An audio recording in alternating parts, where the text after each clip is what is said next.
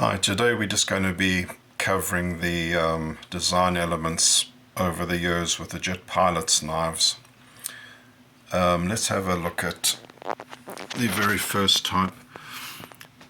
These knives date back to the Vietnam War era, and their dates are typically stamped onto their manufacture dates are typically stamped onto the pommel of these knives.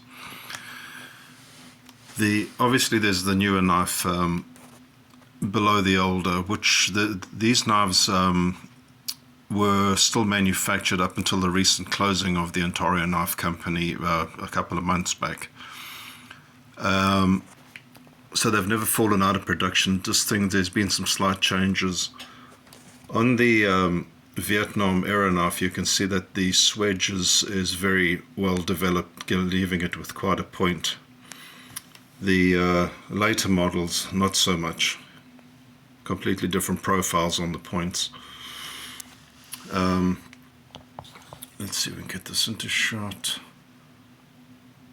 Here you can see stamped on the pommel is Ontario 1076. That's its manufacture date. On the newer one here you can see it says Ontario 311.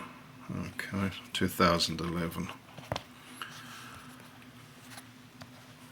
So this became the USN1 SP24, alright? So the features of this knife, it had serrations, partially serrated blade, it had a gut hook. They moved on to an entirely craton handle without the steel guard. The steel pommel remained, and the knife type was stamped onto the pommel. This is obviously an SP24. Interestingly, with this particular knife does not have a sharpened swedge, as you can see in the shot here. This would have been, I suppose, to avoid the double-edged knife situation that a lot of states have. And these unsharpened swedge knives would have been sold to large sporting outlets. All right.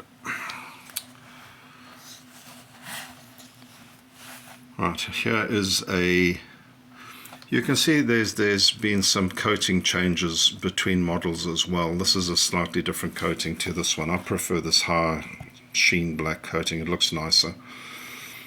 But with this one, you can see it has a sharpened swedge, the serrations, and also a SP-24.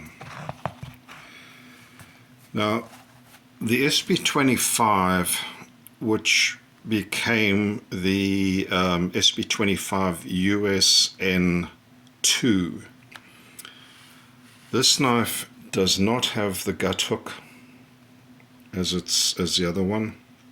It also does not have the serrations like the 24. So the 25 lacks the gut hook and the serrations. Also craton handle. And let's see the number here. Let's get that into shot. You can see that says SP25. Now these are pretty rare. If you're a collector trying to get your hands on one, they are like hen's teeth. Right. This one is also pretty hard to get a hold of as a collector. This is the SP26, which has the gut hook, but doesn't have the serrations on the blade.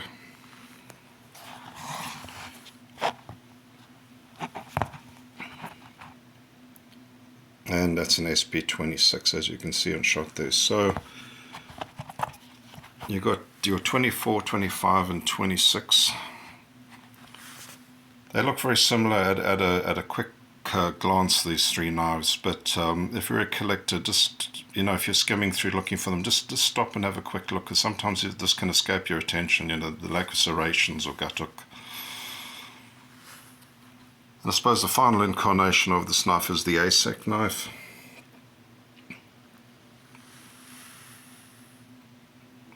It kept the serrations and the, let's see, what did we do with the swedge? Yeah, this swedge isn't sharpened, but I suppose you could put an edge on it if you needed. This is a completely craton handle. It's got a fairly sturdy pommel on it with a glass breaker on the end of it. Right. So folks, that's pretty much the Jet Pilot's knife, a brief overview of them. And what have we got here?